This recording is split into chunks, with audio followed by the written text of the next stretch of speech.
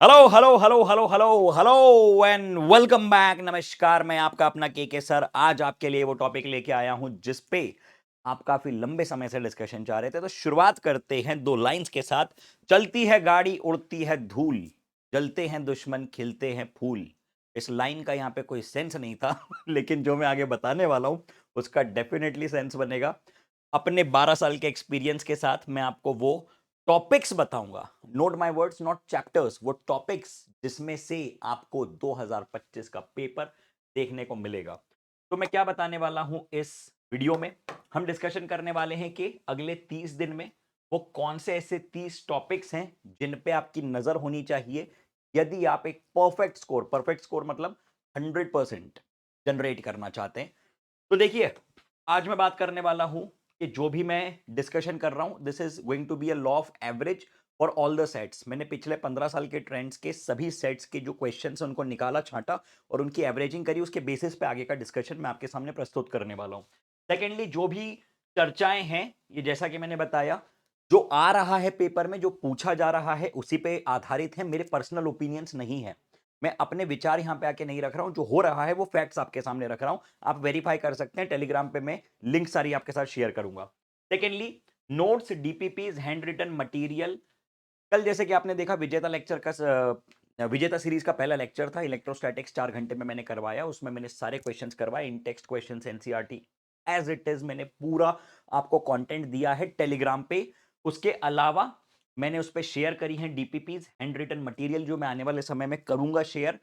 ये सारी चीजें फ्री ऑफ कॉस्ट टेलीग्राम पे आपको मिल रही है। ऐसा नहीं कि नोट्स के लिए ये कर लो, 200 रुपए दे दो, 500 रुपए दे दो, वो वाला गेम यहाँ पे नहीं। ठीक है, चलिए। सो यू नो के for a reason, let's take the discussion ahead.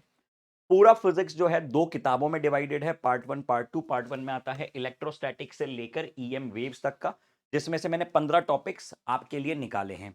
Secondly, same for the second book. चलिए, तो करते हैं मुद्दे की बात। बुक नंबर 1 इलेक्ट्रोस्टैटिक्स की अगर हम चर्चा करें तो सबसे पहले कूलम्स लॉ। कूलम्स लॉ में से फोर्स, फील्ड और सुपरपोजिशन, यहां से आप मान के चलो कि आपको क्वेश्चन देखने को मिलेगा। और वो क्वेश्चन होगा या तो 1 मार्क का डायरेक्टली सिंपल सा न्यूमेरिकल क्वेश्चन, या तो एक डेफिनेशन, है ना। और 2 मार्क के क्वेश्चन आ सकते हैं जिसमें कि वो आपसे डेफिनेशन प्लस न्यूमेरिकल करवाएगा। Secondly, dipole. डाइपोल एक बहुत ही प्यारा यूनिट है जिसमें से क्वेश्चंस हर एग्जामिनेशन में आते हैं, बोर्ड्स में, नीट में, जेडब्ल्यू में पूछे ही जाते हैं, पूछे जाते थे, पूछे जाते रहेंगे। डाइपोल में सबसे इंपॉर्टेंट है electric field due to dipole, जिसमें कि एक्सियल और इक्वेटोरियल पोजीशंस पे आपको इलेक्ट्रिक फील्ड निकालनी आनी चाहिए। And secondly, work done in uniform electric field, जिसमें कि टॉर्क की आपको इंफॉर्मेशन होनी चाहिए, पोटेंशियल एनर्जी की इंफॉर्मेशन होनी चाहिए। तो यहां पे 5 मार्क का क्वेश्चन जनरेट हो सकता है, 2 मार्क के, 3 मार्क के क्वेश्चन जनरेट हो सकते हैं, यानी कि बहुत ज्यादा इंपॉर्टेंट यूनिट है। मैं इस पे बना रहा हूं 1 स्टार। ठीक है, चलिए अगली चर्चा, फ्लक्स गॉसेस थ्योरम। फ्लक्स पे 1 मार्क 2 मार्क के सवाल आपको देखने को मिल सकते हैं। गॉसेस लॉ एक बहुत प्यारा लॉ है, एक बहुत प्यारी थ्योरम है, और उसके एप्लीकेशंस वही गिनती के 4 applications, hollow sphere, solid sphere, infinite wire और थिन शीट। ये आपको आंख बंद करके डिराइव करना आनी चाहिए, रिजल्ट्स रटे हुए होने चाहिए, ताकि न्यूमेरिकल आए तो आपका समय बचे। इसमें से मान के चलिए कि आपको 3 मार्क या 5 मार्क का क्वेश्चन देखने को 100% मिलेगा। ओके।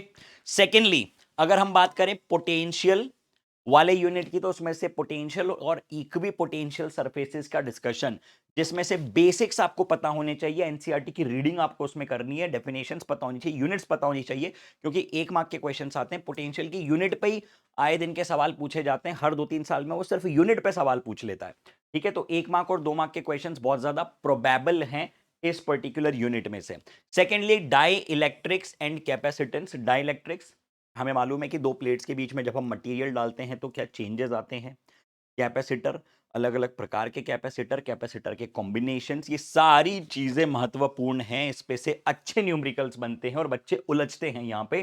तो 1 मार्क का क्वेश्चन आएगा या तो सिंपल सा एक डेफिनेशन का, या तो अच्छा सवाल बना तो 3 और 5 मार्क के क्वेश्चंस जनरेट हो सकते हैं।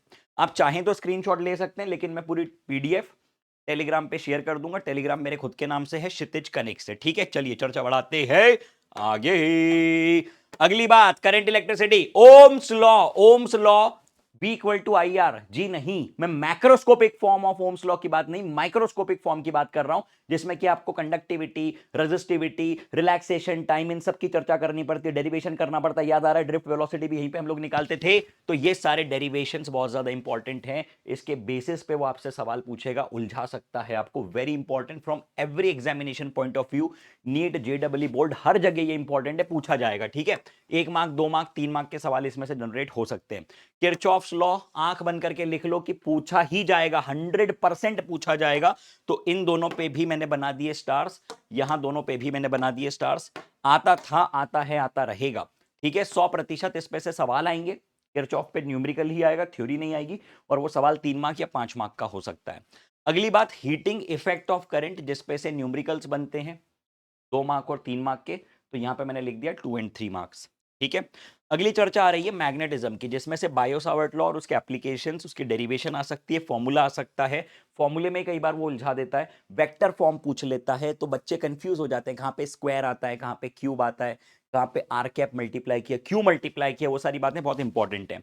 मैग्नेटिक फोर्स एंड टॉर्क, जिसपे से कि न्यूमेरिकल्स पूछे जाते हैं भर भर के। 3 मार्क और 5 मार्क का कंटेंट है ये, 3 मार्क या 5 मार्क का डिस्कशन यहां से मिल सकता है। आइए चर्चा बढ़ाते हैं आगे। Magnetic dipole and magnetic field lines, magnetic dipole, magnetic field lines बहुत कम पूछा जाता है, इसलिए मैंने इसके आगे लिख दिया रेयरली। लेकिन फिर भी 2023 और 24 में 1-1 मार्क के क्वेश्चंस पूछे गए, और 2020 में 2 मार्क का क्वेश्चन पूछा गया। ठीक है, अलग अलग सेट्स में। तो अगली चर्चा, magnetic flux and Lenz law, magnetic flux और लेंस लॉ की एनालिसिस और क्वेश्चंस। देखो, मैग्नेटिक फ्लक्स जब आप स्टार्ट करते हो, बेसिकली ईएमआई स्टार्ट करी, तो पहली बात आती है फ्लक्स की। फिर हम पता करते हैं कि अच्छा, वो चेंज इन फ्लक्स है जिसके कारण की पूरा खेल चल रहा है।